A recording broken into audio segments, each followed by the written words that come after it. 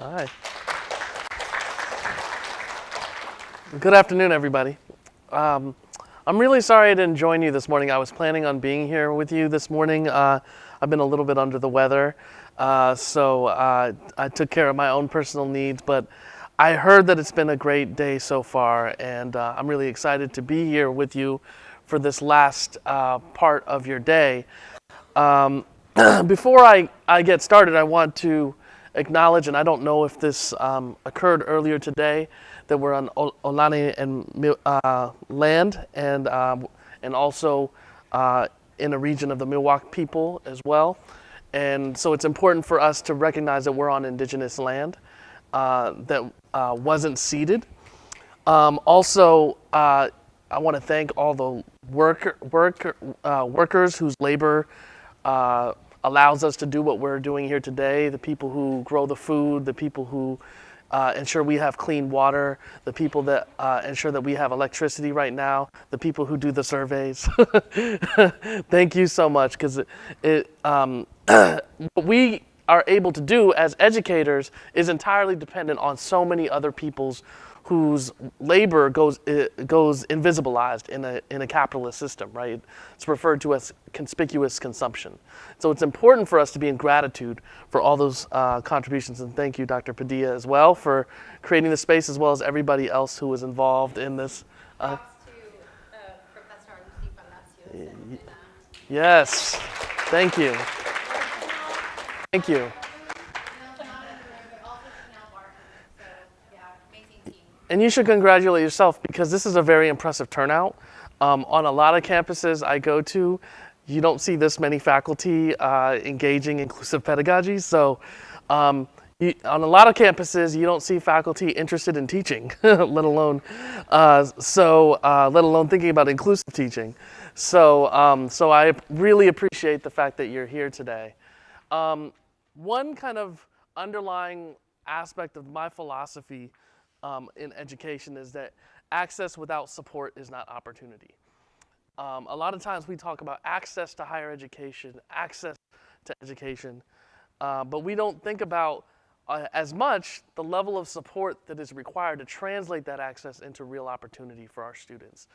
And so whether that's on a curricular front, whether it's on a co-curricular front, all the different mechanisms of support that are needed to translate opportunity for our students into real transformative change for them in their lives, it requires a lot of work and a lot of intentionality. And them just getting here is not enough, right? So it's on us to actually think about how do we step up our work to really meet their needs. And for me, that orientation around education is rooted in my own personal and family story.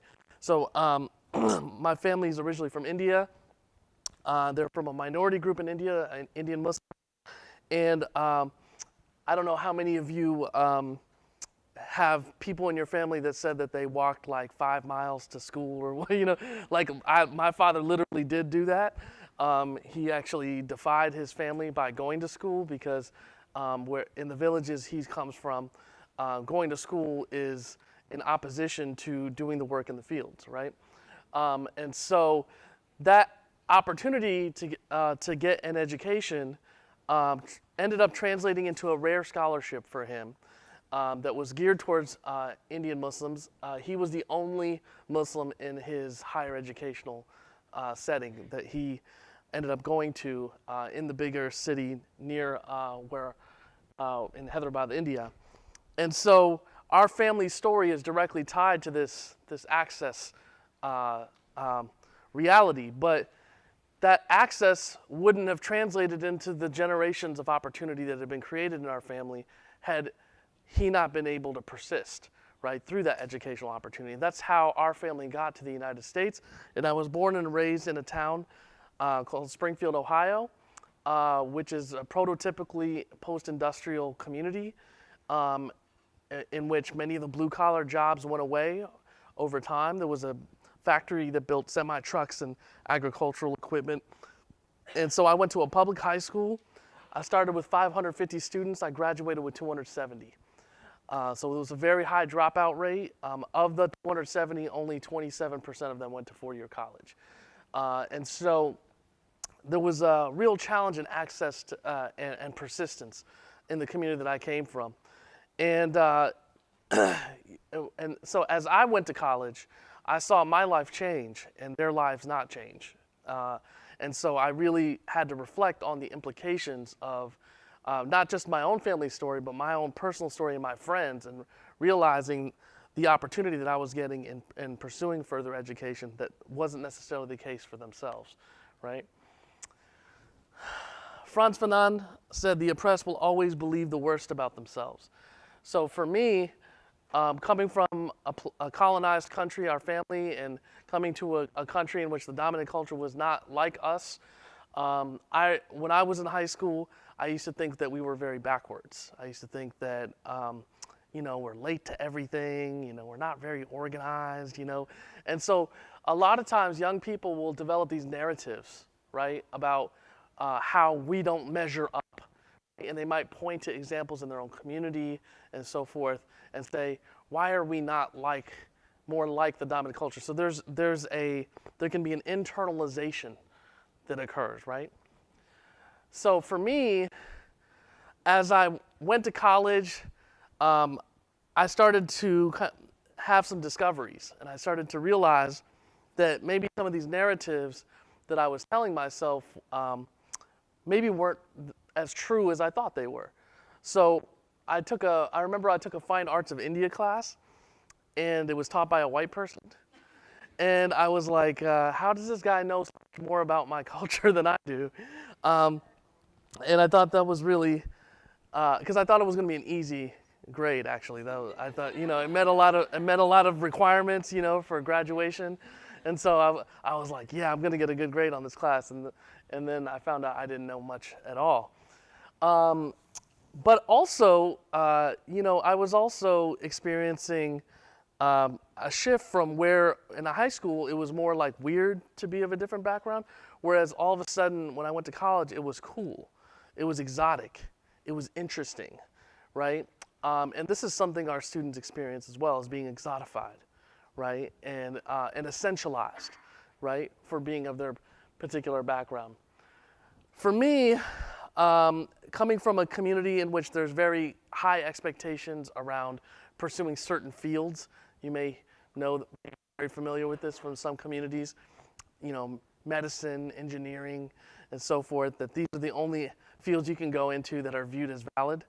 For me, I was pre-med, and I was business, and what happened was that I went to India with my family. We went every 4 years growing up, and I think it was the first time I was old enough to realize that the conditions of the people were directly the result of colonialism, right? That the subhuman conditions that so many human beings on this planet live in is a direct result of that history, and you can see it by the British buildings that are all around.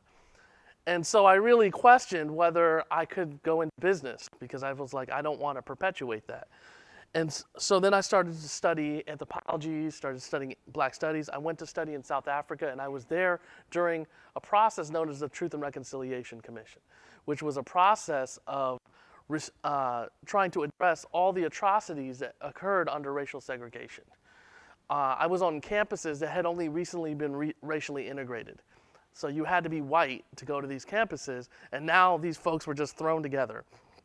Now, part of the reason why I bring that up is because I think it's really relevant to California higher education, is that now you do have diversity on your campuses, but a lot of times the work has not done of how do you reconcile, how do you create the environment that actually leverages that diversity to the benefit of the learning of everybody involved.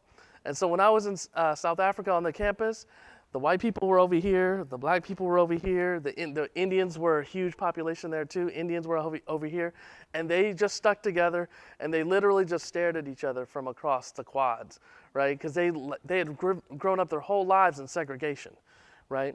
So they really did not know how to interact with each other, right?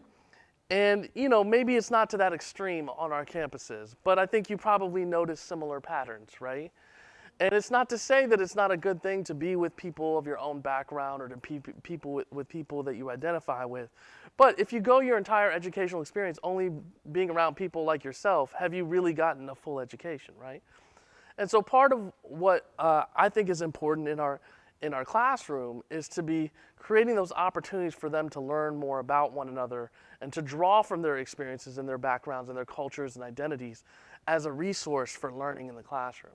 We'll talk more about that in a little bit. So I continued to study the same fields in my master's program at Indiana University, and then 9/11 happened.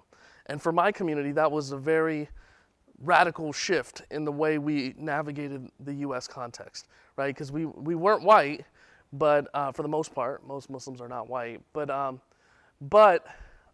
of a sudden, there was this whole different level of targeting, right? Suspicion, and profiling, and violence, and I think now it's better than been for community, but for a number of communities. So now for our students, it's not just that they're navigating, their identities and so forth, but their identities are under pressure, right? Under threat right now, because many of our students are of identities that are being demonized, right? That are being viewed as a threat to this country, right? And so our ability to support students and affirm students in their identities is important. So for myself, I became a hip hop activist during this time, and I started performing and I started organizing and I wanted to create social change. This was before I decided that I wanted to be an educator. And then I took that mindset into working in higher education. And I got involved in anti-racism education. And a lot of that work is kind of what you all spent some time doing today, right? Learning about different groups and identities, learning the ways in which they may experience being marginalized, and so forth. But what I also learned and realized is that you can't know everything about everybody, right? Because especially in California, you have so many different kinds of people from so many different trajectories. Like, it's helpful to learn about specific communities, but what I also started to realize is that there was a world of people that talk about intercultural communication, and they were talking about the core skills that you need to position you to be more likely to be effective in how you navigate similarities and differences, right? And it doesn't mean that it's not helpful to learn about this stuff, right?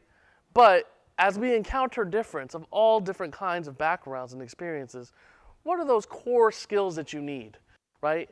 And how do you leverage that for your pedagogy? So let's think about the value of multiple perspectives in the classroom. I like to use cartoons to make points. So in this one, you have a fisherman and a bear. So what do you think the fisherman is thinking about how the bear is going about fishing? Anyone? Not right, yeah. Yeah. At the same time, what do you think the bear is thinking about the fisherman? Right, what's that pole? You got a little string, what's that gonna do, right? At the same time, are they both just as likely to catch fish? Yeah. So the idea is that oftentimes when we see someone going about doing things differently from what we're familiar with, we move to negate it, right? Even if they might get the same result, right? And so when we correct and when we try to say, no, do it this way, sometimes we can be perpetuating assimilation in that process. We don't do this just across groups, we do this within groups. So in this one it says, Jesse's mad, sick, crazy. We don't do that around here. And Jesse's cooking burgers. Now I'm hoping those are veggie burgers, but within groups we tell each other what it means to be Latinx, what it means to be queer, what it means to be a woman, what it means to be black, and so forth and so on, right? And we set these parameters, right? At the same time, although we want some relativism, not every perspective is going to get us what we want. So in this one, these folks think that they have a great idea here. But to all of us, it's pretty obvious this isn't going to work out for them, right? So we want to value multiple perspectives. We want to account for different perspectives, but some things are just bad ideas, right? So we have to set parameters as well. And we have to be aware of our audience. So in this one it says, inadvertently, Roy dooms the entire Earth to annihilation when, in an attempt to be friendly, he seizes their leader by the head and shakes vigorously. So Roy means no harm, but the implications of his actions are disastrous, right? So it's really important for us to note that intent does not equal impact, right? So oftentimes we explain away the impact of our actions, right, with students by saying that, well, our intentions were good, right? But the intention doesn't change the impact here, right? So Roy is using a universal rule. He's using the golden rule, which is do unto others as you would have them do unto you. But based on this conversation, what's the problem with the golden rule? Anybody? Huh? It's not what, who wants? Right, the other person. Right? So, advocate for the platinum rule, which is to do unto others as they would do or have done unto themselves. So what's the difference? Right, you're centering someone else's experience, right? What do we call that? Empathy, exactly, right? Empathy as opposed to sympathy, right? So what is sympathy?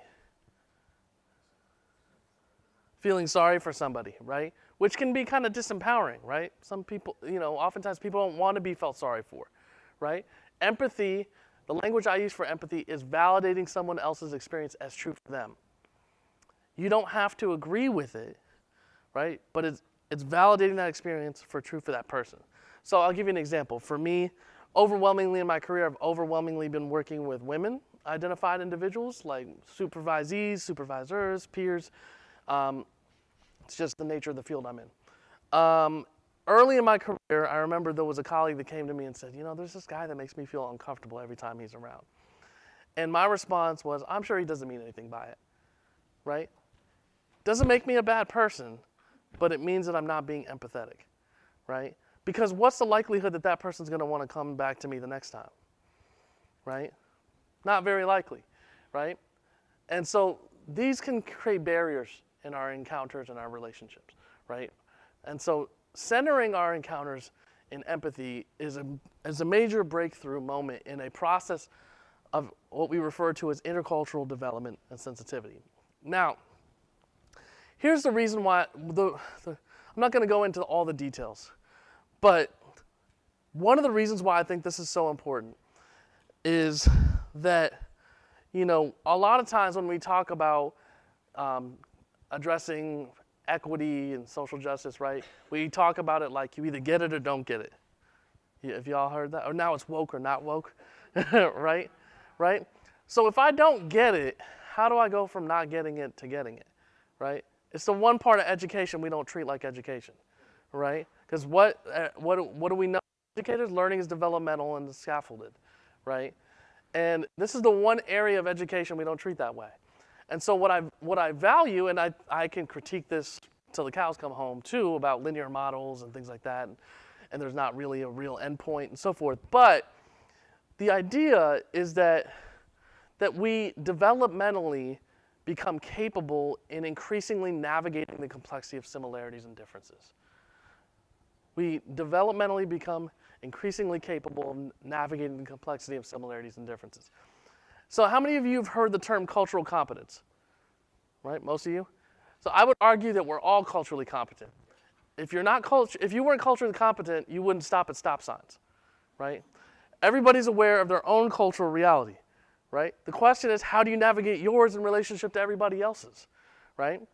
So in this first stage of denial, you're aware of your own reality, but everything else is just a big blob of stuff out there. And you might not even be that curious about it.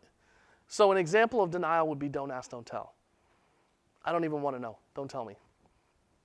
Right? Defense is a stage of us versus them. Usually we think the us is better than the them. people oftentimes in defense use broad categories like Asian or Latino, right? And can't give you a lot of nuance within that. An interesting aspect of defense is the notion of reversal. And this is very prevalent in the academy, where we reverse the us and the them, where we think the them is better than the us. So you'll see this with people who return from the Peace Corps or from a Fulbright or from study abroad. And they come back and they say, you know who's really got it together? The Africans. They get it. America's terrible, right? And then people are like, that person's really woke, right? So the idea is that actually is still dualism, right? And so the development is in moving into greater complexity, right? In minimization, you focus on, so I have different, as an educator, I have different interventions. If I'm noticing dualism, right, then I'm wanting to focus on the similarities, right? But what happens is that people begin to over-focus on similarities, and they minimize differences. And so minimization is the stage in which we say, essentially, at the end of the day, we're all just human beings. We all have our food and music. At the end of the day, we're all the same, right? This is the colorblindness stage, right? So it's important.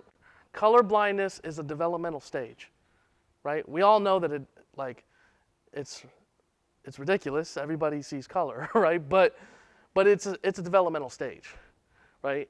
And the thing is that this is the holding pattern stage. People can get stuck here for a long time because oftentimes it goes unchallenged, right? Because if you say, well, at the end of the day, we're all just human beings, a lot of times that people are like, yep, that's true. You know? And it is true. But we're also different as well, right? And so people in minimization oftentimes assume others are like us, right? So at the end of the day, I'm comfortable as long as you seem like me, or I'm making you like me, right? But the moment someone says, no, but I'm different in these ways, X, Y, and Z, and I experience X, Y, and Z, and that's different from you, right? That gets a little bit challenging for someone in minimization, right? Because they might not know how to deal with that. So another characteristic of minimization is insistent niceness, right? So the big breakthrough from this is the golden rule territory. The big breakthrough is to move from the golden rule to the platinum rule. And as you move into the acceptance, you say diversity is a good thing, we're similar, we're different, that's great. I value diversity, it's a good thing, right? But this is a stage of talk with no action, right? You can also think about it on an organizational level, right? So this is the stage in which we say diversity is good, but we don't have a lot of policies and practices and procedures behind that. Or for an individual, I don't have a lot of adaptive behaviors, right, that's actually causing me to shift my way of operating as I navigate difference, right? In adaptation, we actually begin to behaviorally switch, code switch, right? Now, some people find code switching to be frustrating, right? Because it's like, well, wait a minute. In the real world, and this is where the critique comes in the real world, some people are having to adapt a lot more than others, right? And that's where the number one critique of this model comes in. But the idea, so when I would talk to my students from Detroit when I was at University of Michigan, they would be very frustrated.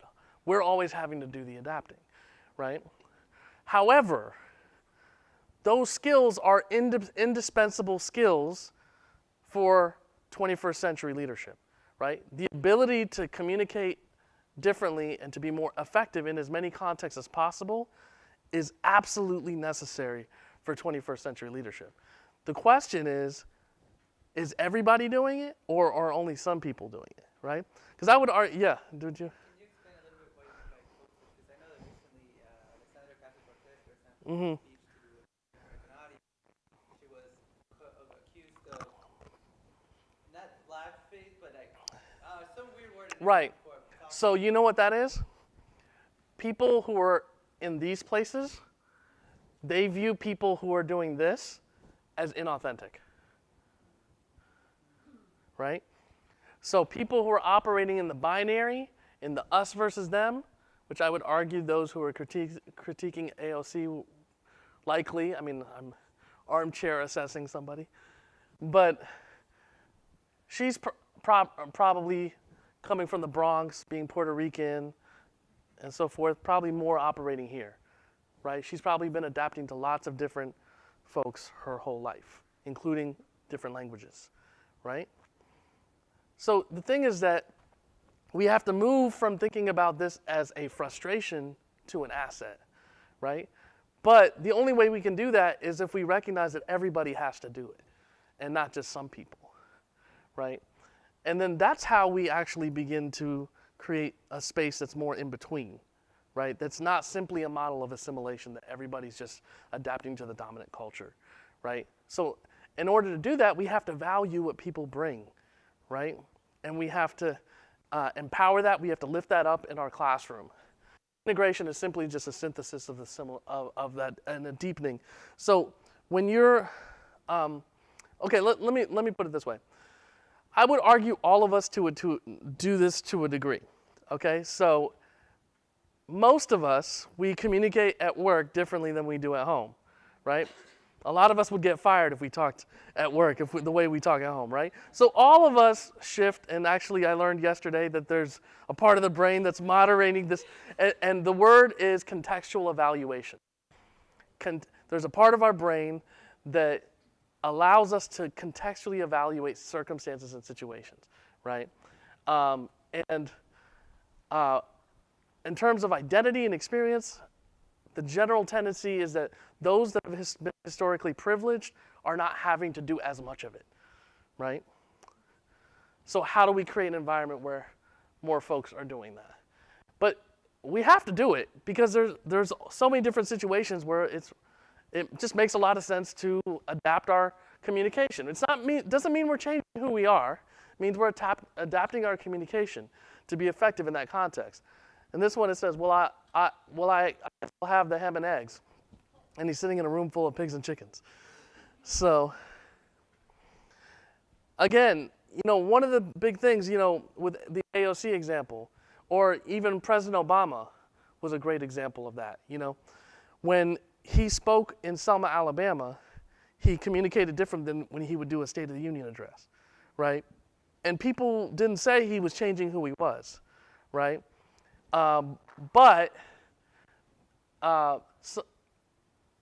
it requires a level of development that is deemed to have authenticity, right? And because when Hillary Clinton tried to do the same thing, it didn't go very well. I don't know how many of y'all remember that. So it's more than a decade ago now. So again, there's nuance to this, right? I'm not saying just every single situation now talk the way your students are talking, right? I'm just saying that there are core skills that position you to be able to adapt and contextually evaluate. And this one, it says, wonderful, just wonderful, so much for instilling in them a sense of awe. So when you look at this image, what is your eye immediately drawn to? What do you notice? Huh? Okay, the alien down here. What else? Anything else? The people staring, the aliens up here. That's usually what people say. What people rarely say is the staircase. Now, if you look at that staircase, the stairs are uneven. There's no handrails. Someone was going to fall down those stairs, right? And I want you to think about that staircase like a system, right? One of my mentors taught me that every system is exquisitely designed to produce the results that it gets. Every system is exquisitely designed to produce the results that it gets. This system was designed to produce this result. And what do? We blame the victim. We blame poor people for poverty. We blame people of color for racism. We blame women for sexism and so forth and so on. Instead of thinking, what do we need to do to fix those stairs? Right? And so creating inclusive learning environments requires intentionality, right? Right? Because a lot of these systems we inherited, right? I can't apologize for sexism. I didn't create it, but I benefit from it, right? So what is the intentionality that I'm going to have to try to mitigate that in the classroom so that I'm not an agent and I'm not perpetuating that in the classroom? These are the core skills for intercultural development. And I would argue, first and foremost, self-awareness is the absolute foundation, right? If you don't know what makes up who you are and your identities, your experiences, your background, it's going to be very difficult to empathize with someone else, right? And I would argue this is particularly challenging for many white Americans. Like, I've traveled many places in the world, and there's very few other places I've ever been to where people say, I don't have a culture, right? And I don't know how many of you have said or heard other people say this idea of, or for me, people would say, I wish I had a culture like you. And I'm like, you do have a culture. I see it every day. It's very different from mine, right? Because it's but the thing is that when you're from a dominant culture or identity, it's normed in a way in which it's almost invisible. There's also a history in the United States of people were Irish and German and whatever, there was a system of assimilation that was pressuring European immigrants to assimilate and give up their cultural identities. That was definitely a huge part of it, because whiteness was not a notion of Europeans, right, when they came here. But at the same time, this idea of understanding what makes up the way you do things, right, where you come from, how you negotiate that's your reference point. That's what gives you the sense of, okay, this is what makes somebody else similar or different to myself, right? That's what allows us to empathize and allows us to navigate it. Tolerance for ambiguity. Being okay with the fact that you don't know all the details all the time, and that's okay, right? So I get the question a lot, Amer, what are you? I'm like, what am I? I'm a person. No, where are you from? Well, I'm from Ohio. No, where are you really from, right? And so, white folks, y'all don't get the second where you really from, right? So if you say you're from Berkeley, then people are like, oh, okay, cool, that's great. I'm going to show you a quick video to highlight this. I don't know, some of you may have seen this. Oh, yeah. You've seen this?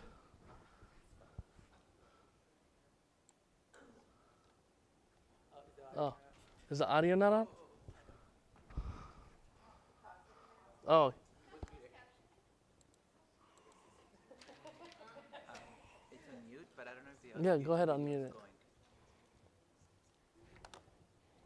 The other one's going. Just close that window. Yeah.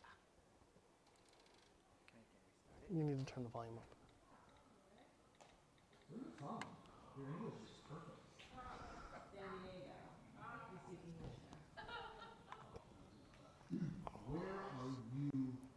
Well, I was born in Orange County, but I never actually lived there. Before I was born. Well, my great-grandma was from Seoul. Korean. I knew it. I was like, she's either Japanese or Korean. But I was leaning more towards Korean. Amazing. I'm Shaku. There's a really good teriyaki barbecue place in my car. I actually really like kimchi. Cool. What about you? Where are you from? San Francisco. But where are you from? No, Really? You're Native American? no, regular American. Oh, well, I guess my grandparents are from England. Oh, well. I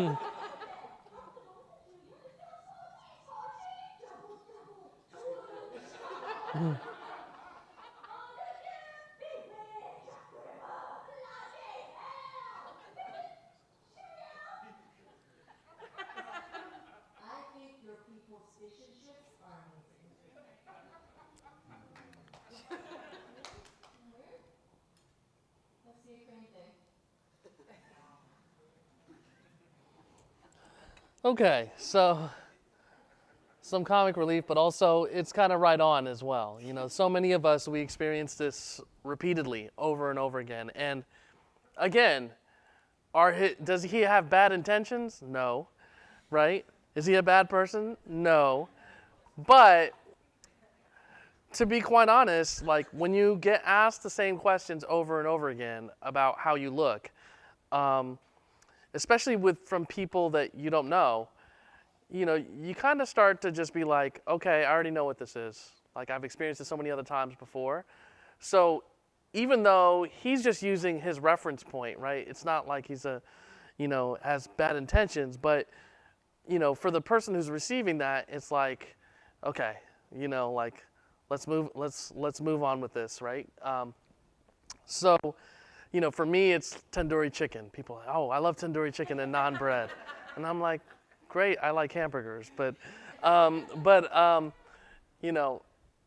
it is something that again, as an educator and working with your students, I know that you're looking for reference points, and so what I would encourage you to do is to encourage students to share things about what they want to share when they're ready, right? Or there's a lot of things that we can do to create an environment where students feel safe to share some things about themselves. But in the activities where they can connect the content to their background and experience, and oftentimes students feel empowered when they do that, right? And so instead of us tokenizing students, letting them share things about themselves when they're ready. Flexibility in thought and behavior, being okay with the fact that that there's different ways to think and do things. Curiosity, so some of these may seem at odds with each other. So if you weren't curious, you wouldn't even want to know, right? But can you have the patience and the tolerance for ambiguity to sit with the not knowing, and wait for people to share things as they're ready to share. So this is my definition for intercultural competence. And when I say competence, some people say, well, I don't like this word because they think incompetence. So let's use the example of wine tasting. I'm very incompetent when it comes to wine tasting. Okay, I know that there's red and white. That's it. That's all I know, right? But people who are very competent in wine tasting, they know the year, the region, the altitude, the slope on the mountain. Like they pick nuances, right? And so the idea is that when you're highly interculturally competent, you're picking up on those cues, you're picking up on those nuances, right? You're picking up on the complexity, right? And so the definition that I use is one's ability to effectively navigate the complexity of human similarities and differences across various social cultural contexts, and accounting for the fact that we have various forms of privilege and marginality around different parts of our identity, right? And it's important for us to remember that I like to think about privilege and being marginalized around parts of our identity like a wind at your back versus a wind in your face. Tailwind versus a headwind, right? When you have privilege, it's like a wind in your back, right? And it's like you're getting where you want to go faster than you expected. You don't even really notice it, right? But when you're marginalized around an identity, you notice it a lot, right? It's making it harder to get to where you want to go. It might not stop you from getting to where you want to go, but it's making it harder and you're noticing it. And the tendency is for us to focus on the areas in which we're marginalized because we notice it a lot, right? And as a result, we tend not to spend as much time on the areas in which we have the wind in our back, right? So for me, for a long time, I spent a lot of time focusing on the areas around being Muslim, around being brown and South Asian, but I did not spend a lot of time thinking about being a man, being a heterosexual, being an able-bodied individual, right? And all of us show up differently when it comes to these things. And I would argue that we all have work to do around these different parts of ourselves, right? And it's not helpful when we think that it's only other people that have work to do, right? And then I'm just gonna sit here and I'm one of the woke people and I'm just going to sit here and wait. And we have to also see through that with our students because they're using that as a strategy these days and what I call the culture of campus social justice elitism. And so, and for a lot of folks, there might be a fear in challenging students. We have to build the trust so that we can challenge them around this stuff, because this self-righteousness of like, everybody else is the problem and I'm the woke person and I get it. And it's not developmentally helpful. It's developmentally understandable, but in the long run, it's not helpful, right? So I think, well, let's do this activity. So on a scrap sheet of paper, I want you to do, you may have done something kind of like this, but I think it's really helpful to do. What I'd like you to do is to list 5 aspects of your social identities. And that's your identification within the context of socially constructed groups. So it could be race, gender, sexual orientation, class. I don't know if I said gender. So all these, different social identities. No more, no less, 5. Okay. So, what was that like? Does anybody find it to be hard to come up with 5? Okay. So for most of you found it to be easy to come up with 5? It was hard to limit to 5. Hard to limit to 5 for you. Okay. All right. So what I'd like you to do is to cross out 2. And it's for you to determine. All right. So how about that? How many of you found that to be hard? Show of hands. All the groaning and there was nobody that found it. How many of you found it to be easy? Okay, a good number of you. All right, that's interesting. So what I'd like you to do is to cross out 2 more. So you should be left with 1. I know, I'm terrible. Okay, I'm expecting to see more hands on hard this time because it was way too much moaning for that not to have been hard to you. How many of you found that to be hard? Okay, good number of you. How many of you found that to be easy? Okay, let's start with easy. How many of those of you who found it to be easy, why was it easy for you? Choosing between what you do and what you'd like? Okay. So, it's different for different people, but oftentimes we hold on to the part of our identity that may be the most marginalized or the most stressed, right? So this is about the saliency of identity. What parts of our identity rise more to the surface, right? In different contexts and situations. Because it is about what context, right? Some of you got at that, right? How others perceive me. So let's just say hypothetically, I had the power of teleportation. And I could teleport us all to, let's just say, Zimbabwe, right? Do you think your list would be the same? Do you think the order you would cross out the list be the same, right? It might not, right? What I noticed is that when I've traveled to different places, I know it's like when I meet other Americans, and first of all, they're surprised to find out that I'm American, but then they're like when they find out, they're like, oh my God, you're American. That's people that I know that like normally would not interact with me over here, and that's because we're in a different context, right? We're in a different situation. So that part of your identity becomes more important to you, right? You don't go around, if you're a U.S. citizen, you don't go around on the streets being like, oh my God, you're American, wow, to random people, right? Because it's not that important to you because you're in a context in which that's not important to you, right? Yeah, and if you're undocumented, it is all, right?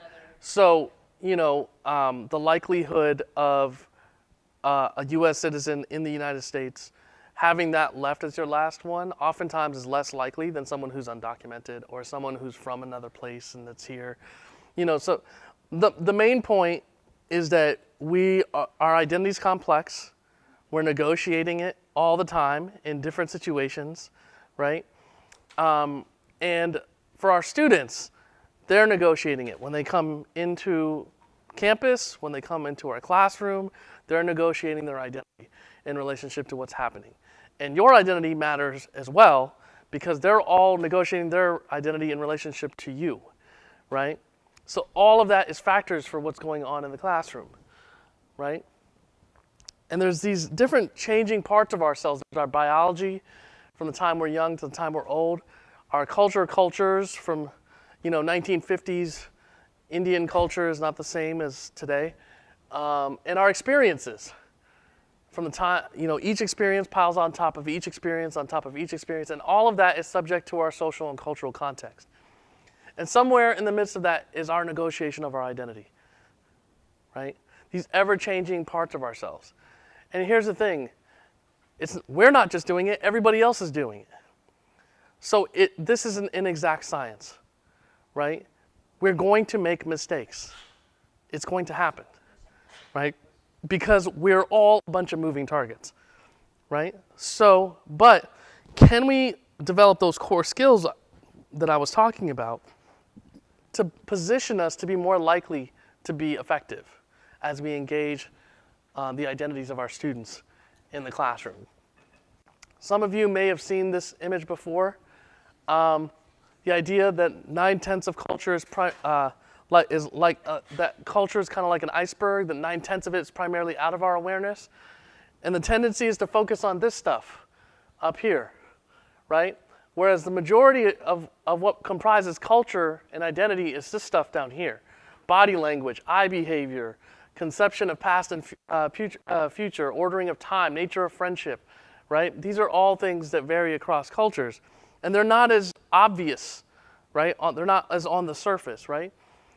But I want you to think about it this way. If two icebergs came together, where would they hit each other, at the bottom or the top? The bottom, right? Most cultural conflict happens around this stuff, right? Ask anybody who works in a residence hall in higher education, right? A lot of the roommate conflicts are around this stuff, right? And we don't necessarily see it as obvious. So my spouse, she's Dominican from Harlem, and we went to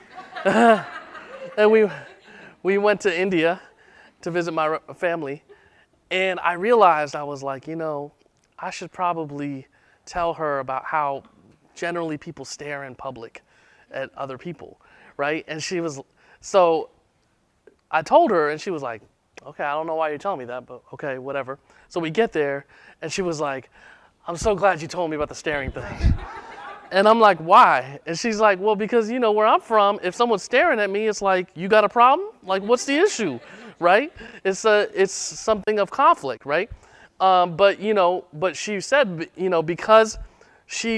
because I made her more aware, and that's why what you did earlier today, learning about different groups and identities and cultures is important, right? The experiences of people of different backgrounds is important, because she was like, because I told her, it made it easier for her to understand that what she was looking at was very different from what her cultural reference point was, right?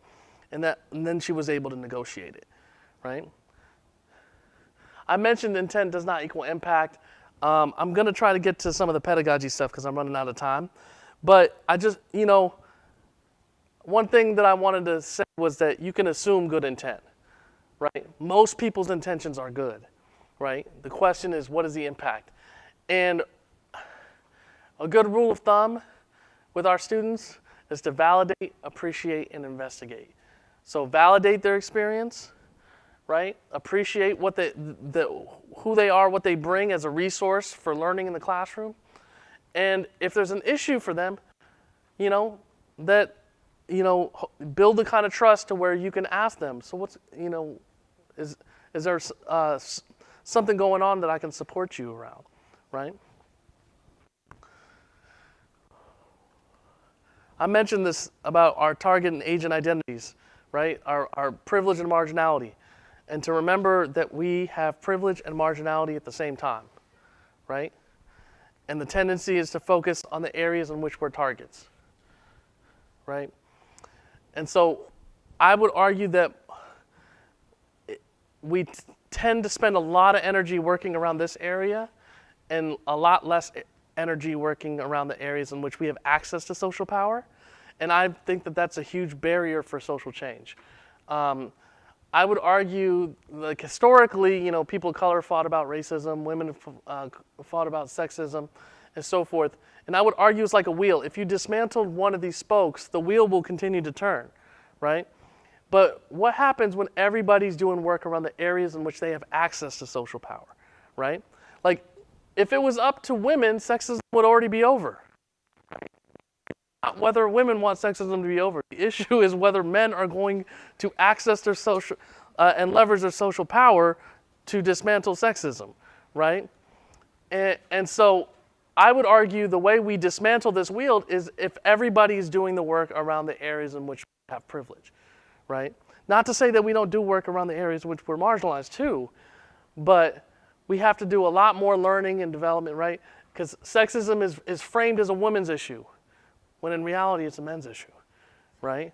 Racism is viewed as a people of color issue, when in reality it's a white issue, right? And so that work is really important. So this is my definition for diversity. It's not a verb. It's not. Sometimes people say that we have to do more diversity. It's not. It is a fact. It is the fact of human difference that may make a difference in how we interact with one another, communities, institutions, and with ourselves. So there's no such thing as diverse and non-diverse people. That language too. We're all part of what comprises diversity, okay? The question is, how do we navigate it, right? And for the classroom, inclusion in the classroom is welcoming and embracing the strength of our differences, encouraging involvement, and providing equal access to opportunity and information, right? And I'm not, unfortunately, I'm not going to be able to go into all the details about how we go about doing that, but I do want to get us to reflect on a few things related to this. One of my favorite quotes about teaching is, one of the hardest things teachers have to learn is that the sincerity of their intentions does not guarantee the purity of their practice, right? So it requires intentionality, right, about how we create an environment for students to be able to bring who they are and their full authentic selves forward as a resource for learning with some intentionality. Now, Now, what we oftentimes don't realize, we've talked about systems of inequity, right? But the classroom has been a site of inheritance of systemic inequity.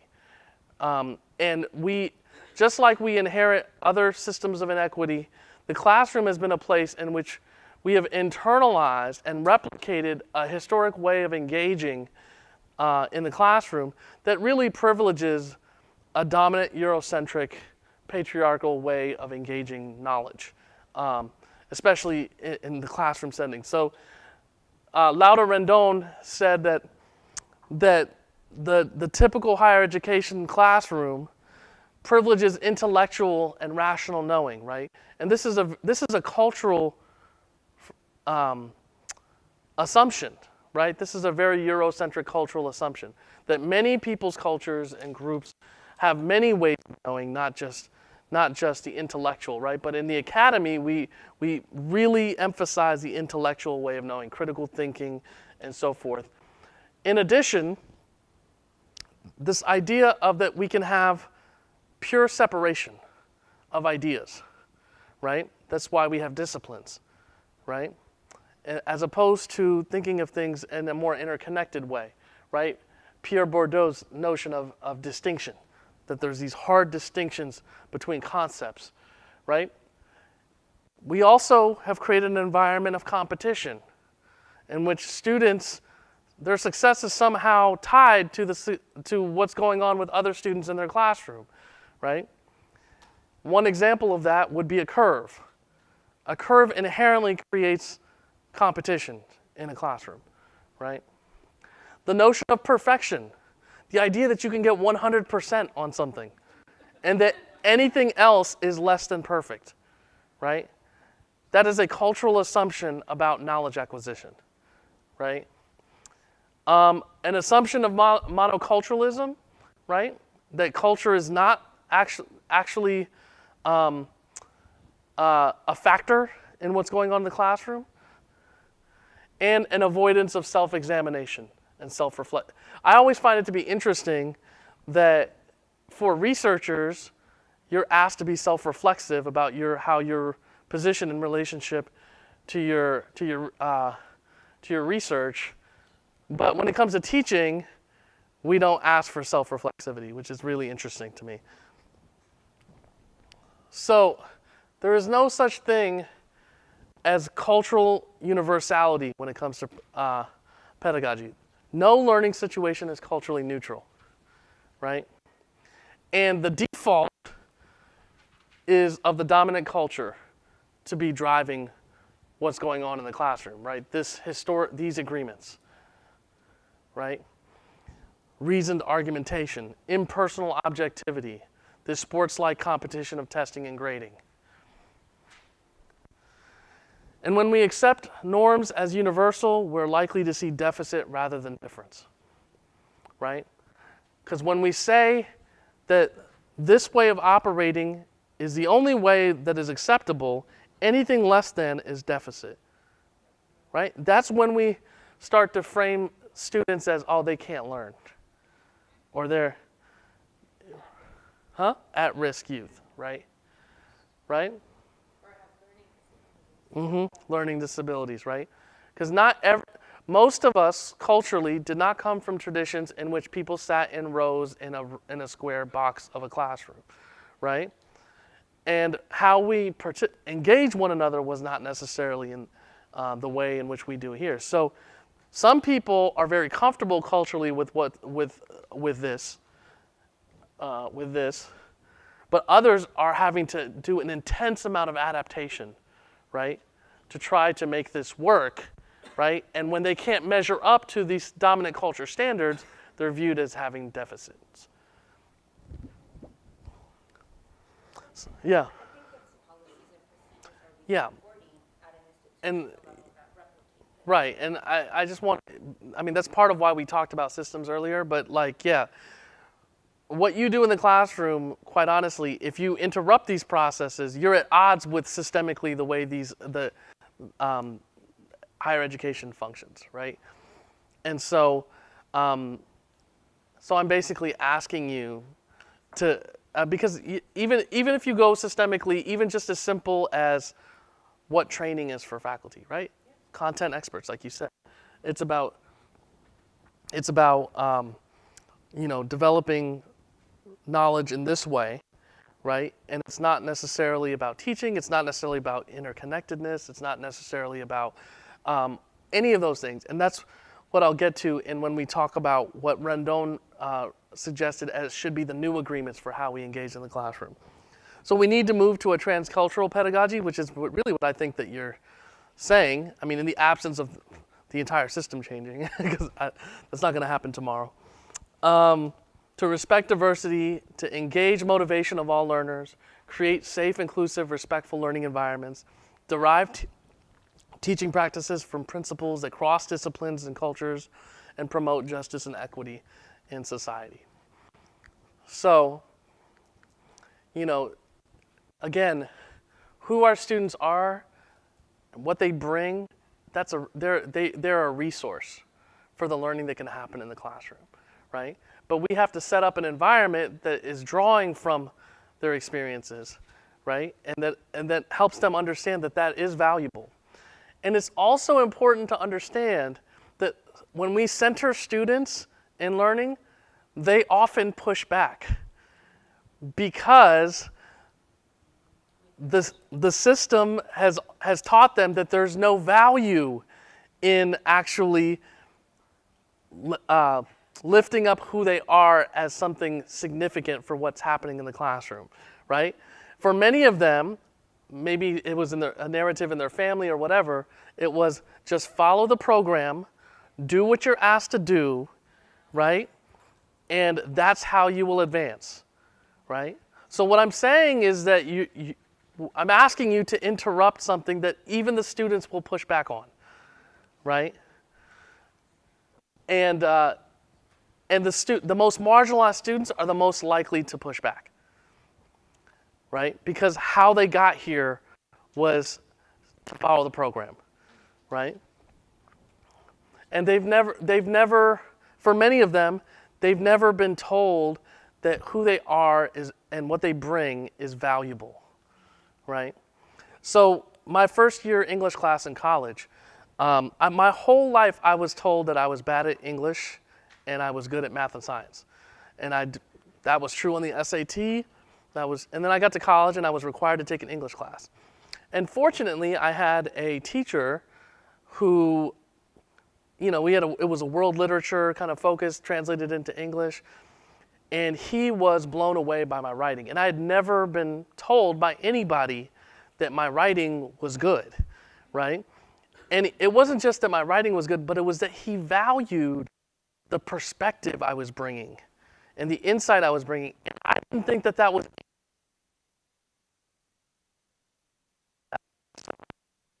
I was just trying to get the homework done, right? But because he valued, and he was a white man, right? But he valued what I was bringing, and he helped me understand that that was valuable. And that was a key of me going from that pre-med engineering student to the cultural. He said, have you explored the social sciences? Have you explored these other areas? Because you seem like you have a lot of interest in that, right? So he saw that. He picked up on that with me, and he encouraged it, and he unlocked that from me. And that opened up all sorts of things for me, right? So the impact can be transformative for people, you know? So having a learning-centered approach is critical, right? The tendency is, because we're content experts, is to be thinking, okay, I want them to read this, I want them to read this, I want them to read this. Understandable that you think that way. You might think that way. But that's not necessarily a learning-centered paradigm. And this gets into the course design. You know, I mean, honestly, like, not only just developing our inclusive teaching strategies, but we can best leverage inclusive teaching strategies when we incorporate it at the course design level. That we center on learning, and we center the learner, and we think about, what do I want them to learn, right? And how do I create an environment for them to learn that? And then the content being supplemental in supporting that learning, right? Is that making sense? So in this quote, it says, I've come to realize that it is not so much what students know, but what they can do. Likewise, teaching is not about what I know, but what I enable others to do. So what are you unlocking in their ability? So this is what Rendon proposed were the new agreements. And this is what the last thing we'll do. So Rendon proposed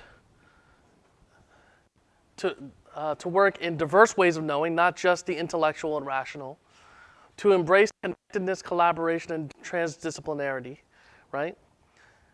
And look, our students are taking all different kinds of classes, right? They're going to make connections, right? And it's valuable if the faculty member wants them to make those connections, right? To engage in diverse learning strategies. That's, I think, again, part of the course design level. So last semester I taught a global hip hop course.